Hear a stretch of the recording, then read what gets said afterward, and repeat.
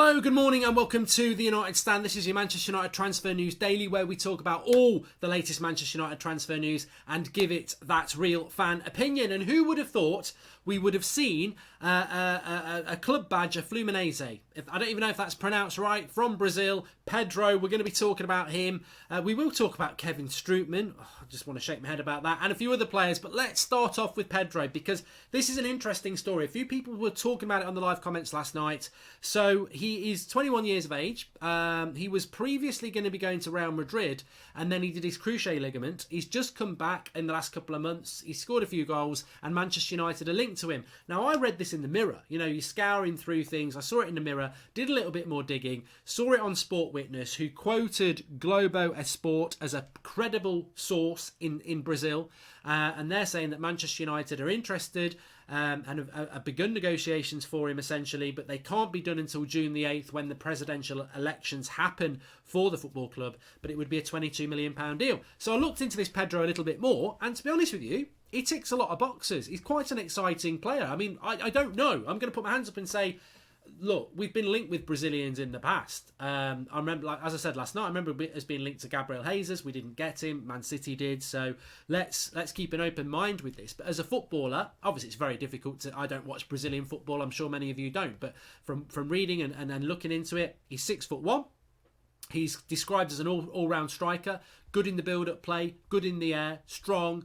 Good at dribbling. Good at long shots. So he's got the lot. I mean, you could say he's the new Firmino. I don't know. But look, we're not going to say that. What I am going to say is that as a number 9, if he can do all those things and transfer it to Europe, as many Brazilians can, a number 9 for Manchester United who's quick, can hold the ball up, he's good on the ball, he can pass, he can shoot. A complete number 9, that would be great compared to what we've got at the moment with Lukaku. So let's keep our eyes on this Pedro. He's not the crap Chelsea one, don't worry about that. Forget about him. It's the Brazilian Pedro. He's 21, plays for Fluminense, and it's interesting. Look, we're going to have to go along with. Well, I first saw it in the Mirror. They did a little bit more digging. Sport Witness, which is a good website, and they're saying that the Brazilian outlet Globo Esporte, who've quoted it, are quite credible. So let's see what happens with that. I mean, it wouldn't happen until around the June the 8th anyway, but a reasonable. And again, look, if it did happen or it doesn't happen, look at the profile of the player. 21 years of age, relatively cheap at 22 million, or even 30 million would be relatively cheap. A good number 9, and also it's those ticking them boxes again, and isn't it? A talent who wants to go to the next level, who is hungry and can become a top class talent. That's exactly the sort of profile United should be looking at. So I'm quite excited about that. 1, because it just came out of the blue. 2, because he seems to fit the sort of profile. So, part of me thinks I hope there's something in it, because I like those sort of signings. I would like an Icardi, of course, but I like those sort of signings. So let's see what happens with that. Moving on to, let's just talk about this Kevin Strootman thing again quickly, because some people may not be aware of this. This sort of came out last night from Sky Sports.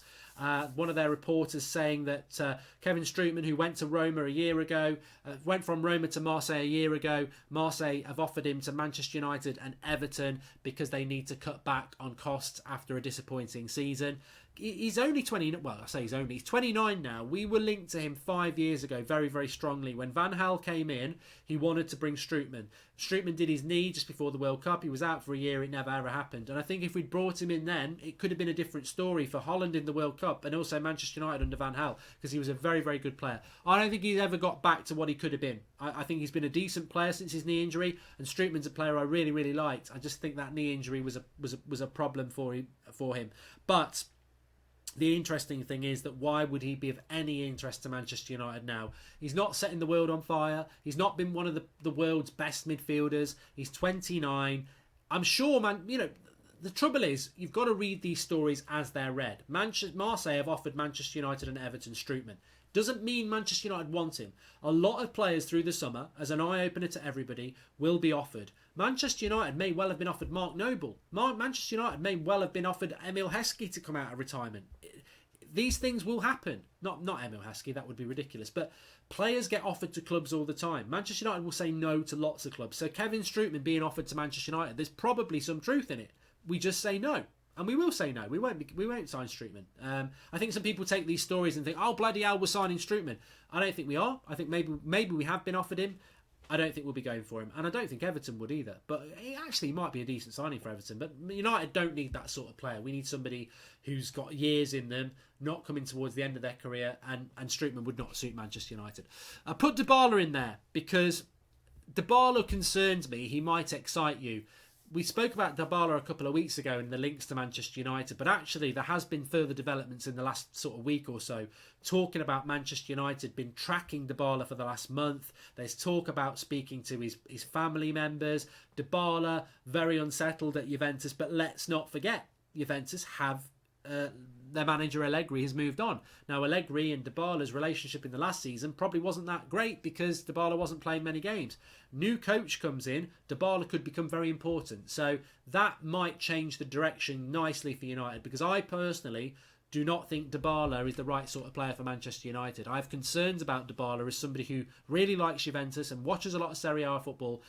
He's inconsistent. He is inconsistent, and maybe he'd come to Manchester United and be Manchester United and find consistency. But to me, I don't think he's the right sort of player for United. But we are constantly linked with him. £100 million is another reason we shouldn't go for him. But I suppose it's the Gareth Bale, it's the Griezmann effect. I'm not totally against Dybala like I am those two, but I just worry that Dybala again would be the wrong sort of player for Manchester United. But as I've said before, if we sign Bale, if we sign Griezmann, if we sign Dybala, I'll put the red flag up and I'll say, look, I'm not happy about this deal. I think it might not work, but I'll certainly back them because I think that's what's needed. But we should be careful about that. And get your comments in below. Would you like Dybala? Would you like Pedro? And you might like Strootman as well. Partey is interesting because I spoke about Thomas Partey, I think, a couple of days ago. Maybe even yesterday, but further developments around him. I read an article here. It might have been on Sport Witness actually, because it was a very good article. And the way they sort of worded it is that we hadn't put this out, but it has been said. As what I read yesterday, Thomas Partey's agent has said publicly that Partey's release clause is €50 million, £43.5 million. So that's out there now. As I said before, there was a story a year ago that it was 43.5 million. Then there was a conflicting story in March that it was more than that. So his agent has actually come out and said that Thomas Partey's release clause is 43.5 million pounds. Now we know there are stories out there from Ghana as well linking Thomas Partey with Manchester United, which obviously is very, very exciting. I think he'd be a brilliant midfielder for us. At that price, he is an absolute steal. And I think his agent pretty much said that as well. At that price, he's going to generate a lot of interest. But that's maybe where the problem is with Thomas Partey, because does he want to leave Atletico Madrid? Because not a lot of players do want to leave Atletico Madrid. I know at the moment there are a few leaving, but traditionally they don't have a lot of players leaving, and they like playing for Diego Simeone.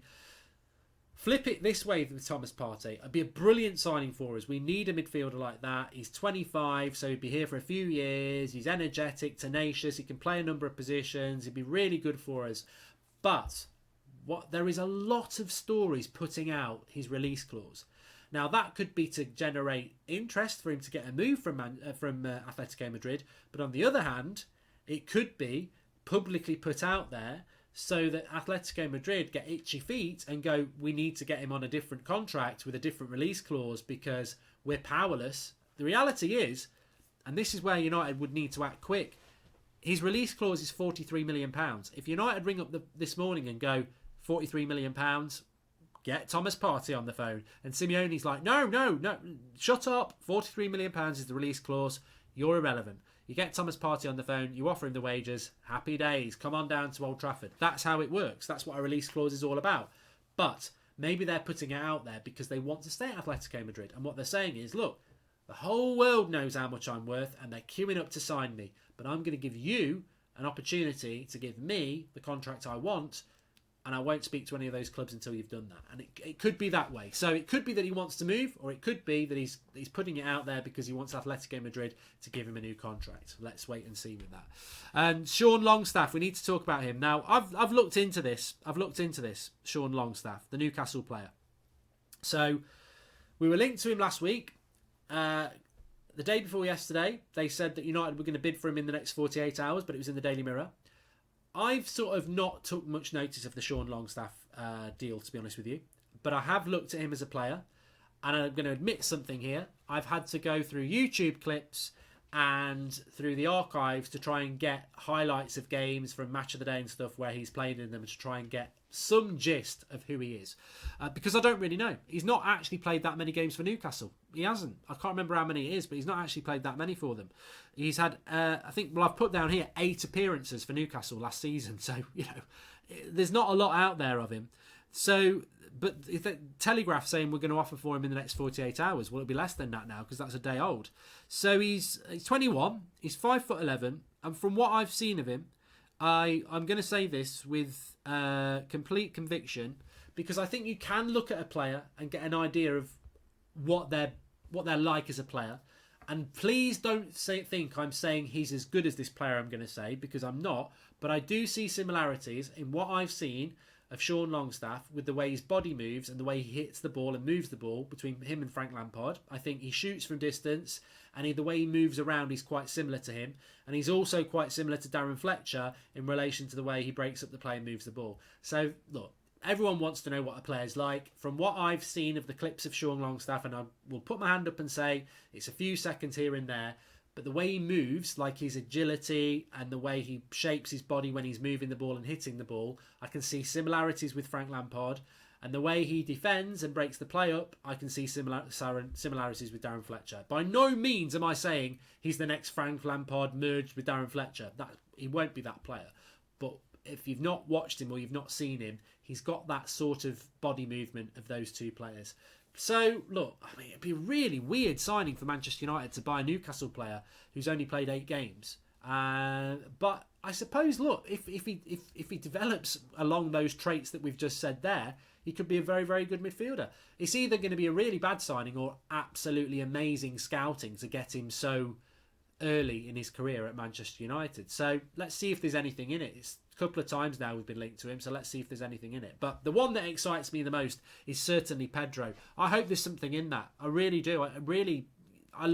This is why I like the transfer window, because you get these things that come up, and obviously you look at the credibility of it, and apparently it's quite a credible source. So it's interesting. It's really interesting with this Pedro lad, and I hope there's something in it.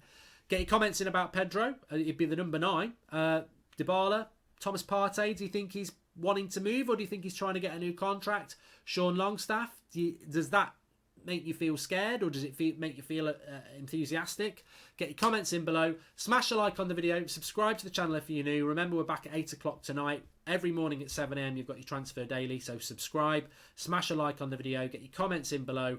And I'll be back during the day if there's anything breaking during the day. If not, 8 o'clock tonight. Thanks everyone for watching.